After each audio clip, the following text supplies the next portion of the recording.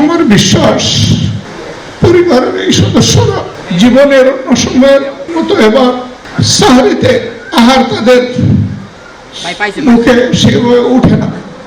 আমরা ঘোষণা দিয়েছিলাম যে সকল শহীদ পরিবারের আমরা সদস্য। কথাটা বলা সহজ, কিন্তু হৃদয়ের মানচিত্রে এটাকে ধারণ করে রাখা অত সহজ নয়। আমরা চেষ্টা করছি শুধু শহীদ না, যারা জীবন্ত শহীদ তাদেরকেও একই মানচিত্রে আমরা যেন গভীর শ্রদ্ধার সাথে ভালোবাসার সাথে ধারণ করতে পারি। এই ক্ষেত্রে আমাদের কোনো রাজনীতি নাই, এই ক্ষেত্রে আমাদের মানবিক দায়িত্ব। এ নিয়ে যারা রাজনীতি করবে তারা করুক, আমাদের প্রয়োজন নাই সেই রাজনীতির।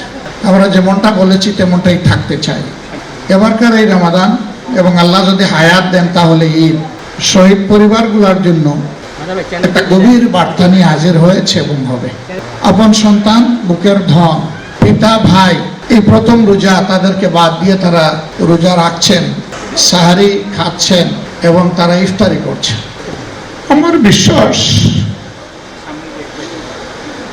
পরিবারের এই সদস্যরা জীবনের অন্য সময়ের মতো এবার সাহারিতে আহার তাদের মুখে সেভাবে উঠে না। সব আছে সামনে কিন্তু মুখে উঠে না। একই অবস্থা হয়তো বা ইফতারের। মহান আল্লাহর দরবারে দোয়া করে আল্লাহ তাআলা তাদেরকে সীমাহীন ধৈর্য ধারণ করার তৌফিক দান করুন। দেশ জুড়ে তোলপাড় ওয়ালটন ফ্রিজ কিনে আপনিও হয়ে যেতে পারেন মিলেনিয়ার। আমাদের প্রত্যেকেরই এক একটা ক্ষুদ্র পরিবার আছে, কারো মা বাবা সহ স্ত্রী, পুত্র কন্যা, ভাই বোন, কারো হয়তো আরো ছোট।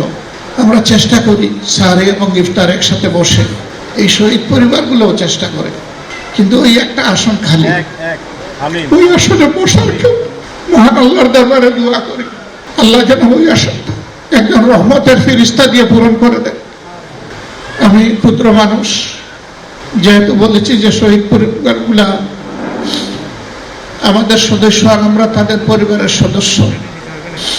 এবার ইনশাল্লাহ আল্লাহ যদি আমাকে হায়াতে বাঁচিয়ে রাখেন তাহলে আমার ক্ষুদ্র পরিবারের সাথে ঈদ হবে ঈদের পরের দিন।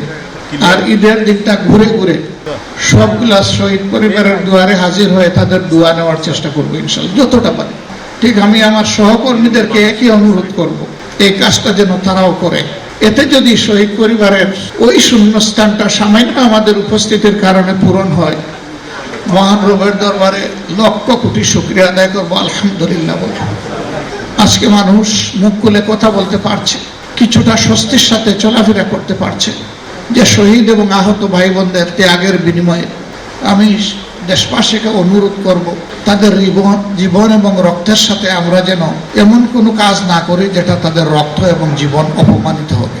আমরা যেন সর্বোচ্চ সম্মানের জায়গায় তাদেরকে ধারণ করে রাখতে পারি। আল্লাহ যেন এই তৌফিক দান করেন।